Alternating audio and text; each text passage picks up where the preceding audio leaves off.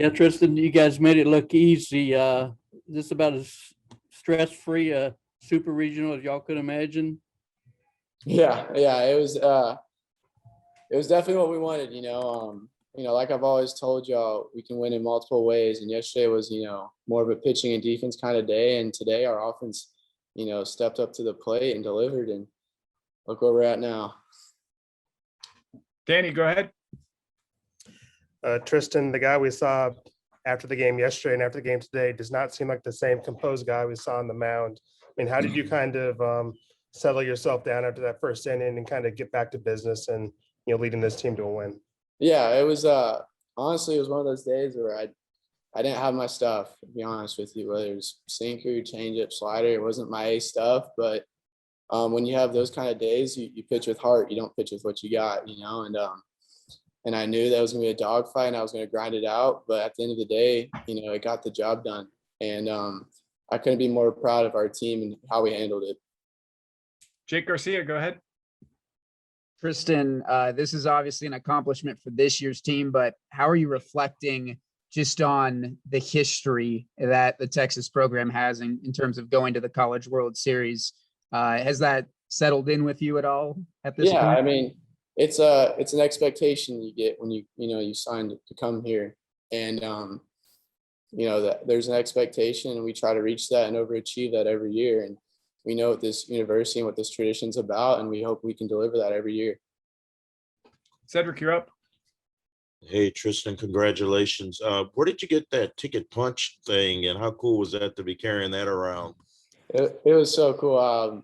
One of the workers there just handed it to me, but it was a surreal moment. I was on the 2018 team when it happened, and 2019 wasn't the way we wanted it to be, and then 2020 obviously was cut short. So, to be holding that and celebrating it with your guys, it's there's nothing more you can ask for. This is what I dreamt of doing ever since I was a kid, and to see it come to fruition is, there's no words to describe it.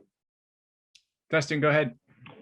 Tristan, what were you thinking as you saw your offense pick you up there in the top of the second inning? And just are you surprised at all when these guys just figure out a way to respond seemingly every time now? Yeah, it's a confidence with our guys. One thing that I think that separates us from all the other teams is the mindset that we have. And our offense delivered. The pressure wasn't too big for them. The moment wasn't too big for them. They just did what we knew what they can do, and they put pressure on their pitchers. And at the end of the day, they just delivered. Whether it was walks or that timely hitting or causing havoc on the base pass. This team can get you in multiple ways. Bob, go ahead. Tristan, Arkansas and Ole Miss were both eliminated today. I'm curious, how tired did y'all get of hearing questions about that opening weekend? And then how much did it drive you to prove that's not the team that you were this year? Yeah. Like we said after the first weekend, that wasn't the team that we knew we could be. And, we just put our heads down and went to work. The outside noise doesn't affect us. We know what we were capable of at the end of the day. And just going in and putting in that work day in and day out and trusting what our coaches are telling us and having the leadership, reciprocate the messages that are being sent from the top down. Everyone's bought in. And when you see that, this is the results you get. Got one last one. Danny, go ahead. Tristan, for lack of a better word, is this good enough, or do the goals reset and now it's focusing on the national title? Now it's focusing on, winning in Omaha and making this trip this season as long as y'all can possibly make it. Yeah. And I've told you all this before, and it's the same model that I'll be preaching to our guys. And, it's enjoy it today and back to work tomorrow. This team's never satisfied, and we know what we're capable of. This is just another pit stop on a great journey that hopefully this team can cap off with the national championship. Awesome. Thanks, Tristan. Appreciate the time. Thank you all. Hang tight, everybody. I think Kevin's plan is to bring Zach Zubia and Coach Pierce. I'm not sure what order that'll be, but I'll keep you posted. It's a hell of a night. I mean, so proud and happy. We put in a lot of work. And we've talked about it since day one of keeping our head down and just continuing to try to get better and just to watch it develop and the growth of these guys has been really, really rewarding. And to now have an opportunity to go compete for a national championship is pretty special. Awesome. Appreciate it. And congrats again. We'll go ahead and start with Kirk Bowles. Yeah, David, congratulations, first of all. You trailed for a whole half of one inning in 5 postseason games. Did you expect to make a mockery of the competition like you guys have? Oh, man, no. I mean, I think we did a really nice job of attacking the strike zone throughout the postseason.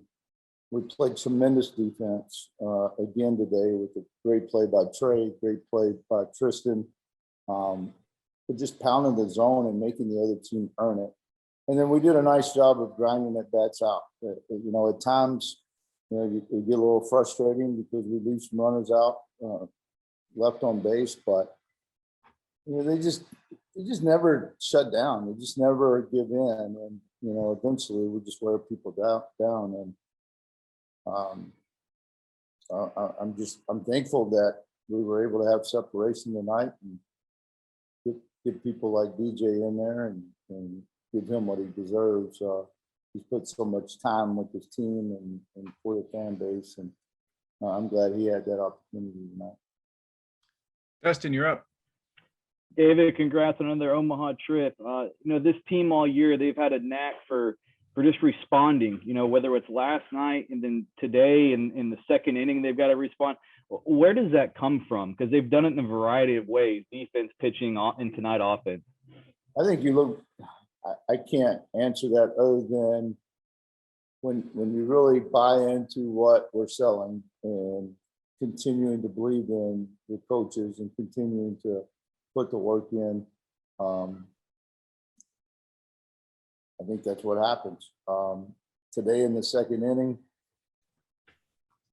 the key there was Cam's leadoff, just a leadoff walk, and then short game, and then an opportunity. And Trey did a nice job after not getting a bunt down of just kind of creating with the slash there. Cedric, go ahead. Hey, David, congratulations on Omaha. You guys have a talented team, but there's some other really talented teams that didn't make it to Omaha this year. So what does it say about your guys just staying in the process and keeping a level head to get to this point? And how long do you enjoy this before you turn that page and get down to the final 8? Well, you're right. It's a lot tougher to get to Omaha than people understand, and it's the word is thrown around or the city is thrown around like it's just going to happen, and you see some great teams not make it this week. It's unfortunate when you put all the work in, but it's baseball. In baseball, you never know what's going to happen, and so our kids are young for the most part. They're not afraid of anything. They're not afraid of the work, and I've never had a team that works so hard for each other. It's incredible. So, now we get an opportunity to go stay together for a little longer and compete. Danny, go ahead. David, as we're talking to you right now, we can see Tristan just kind of sitting by himself on the field, kind of taking it all in. What'd you say to him when you went and got him in the 6th inning? And what does it kind of say about a performance like tonight where he didn't have his best stuff, but as he said, he pitched with heart and got you guys to the 6th? Well, this place is special, and this place means so much to these guys. They put a lot of time in, and then the fans tonight, and you see what they gave back to us, especially the last 2 weeks. And I really felt the buzz earlier, but COVID affected that, and we couldn't get max crowds. But man, they showed up. But for Tristan, this is a kid that showed up from Missouri that had a lot to learn. He was never afraid of work, but he had a lot to learn. And going into this season, he just kept getting better and better. And at some point, we just said we have to start him. Somebody else is going to have to fill that role that he's been in. And he's right. It wasn't his best night, but he just kept giving us opportunity and, got us into the sixth and just about out of the sixth, but I didn't say much to him. I usually just wait till afterwards. But it was a special time for him, even though, we had given up 4 runs. For him to get the recognition from the fan base was pretty cool. Bob Blue, go ahead. David, as a coach, I think you hope you know what you've got in a team, but when did you really know that this group had the potential to do something special? Well, I think it's a carryover from our 14-3 start in 20. And then I think we've talked a lot about it, but they're just not afraid of anything. And when you have a team that kind of is verbal, to me, they're not passive at all. They're not afraid to fail. And when they have had setbacks, they're not afraid to go back in and try to fix it and try to work on it to get better. There's just so many different ways to describe them. I mean, really, it's just some clutch hitting. If it's not clutch hitting, it's leadership from Ty Madden and Tristan Stevens and paving the way. We talk about culture, and that's another word that's just kind of thrown around. The way I describe it, it starts with people. And if you can have great culture because you have great people, and then they can be a continuation of whatever the message is, then you got a chance. And they've been a continuation of that. Got time for 2 last ones. Joe Cook, go ahead. David, I know you've mentioned how much this team means to you, but guys like Philip, guys like Sean, they've been with you for a long time. And Troy came in here and has helped make this program get to where it is. So how much for, that group? Because I know this has been, these past 2 years were big years y'all were pointing to. How is it to know that the work that group and you did to put together this squad has helped y'all make it to this point? Joe, I really appreciate you bringing that up because Philip and Sean have been with me at 2 other schools, 3 schools, 10 years. That's unheard of. To maybe be at one school for a long time is something that's becoming more and more unusual, but to be at 3 schools together and just continuing to trust each other and respect each other, it doesn't get any better than that. And so every single year you watch them get better and better at what they do. But for Sean to move from infield to hitters, to now go, I trust you. I know you can handle this. He's one of the best pitching coaches in the country, and people really don't know about him yet, because he just switched. He just switched over. Philip, the guy is just he's nonstop, and he's gotten better and better because of Tulo. But he's also made Tulo better in the college game. And so they're like 2 peas in a pod, and they're inseparable, and they just pick each other's brain. And they will absolutely just kill some players when it comes to working and when it comes to just backing off and having some fun with them and creating this relationship that the players just trust them so much. So I'm just proud of them. Yeah, they've been special. Got one last one. Kirk, go ahead. Yeah, Dave, with Arkansas being eliminated, you guys are the top seed still alive. That'll be at the College World Series. Does this, what this team is capable of? Does it just have the feeling of a great team that's peaking at the right time? Yeah, I mean, we've been very consistent throughout the year, and especially from conference on. Just take a look at what they've accomplished, and at times we've been dominating, and then there's times that we've had to figure out different ways to win the game, and that's special. I mean, if you're one-dimensional and you depend on power only, and it doesn't show up that day, you don't score.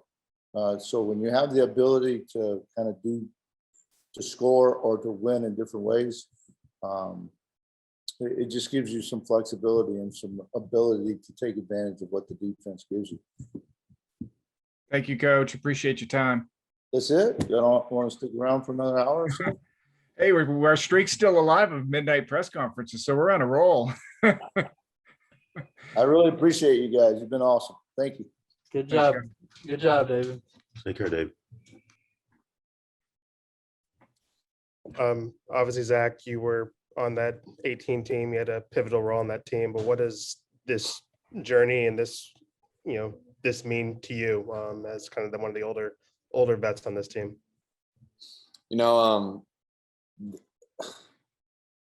I can't even put into words what today, this year has meant to me. And it's just, this team has just been so great. They work their butts off, and to be able to put on this hat right here, I mean, it just gives you the appreciation of knowing that your work day in and day out is paying off. And,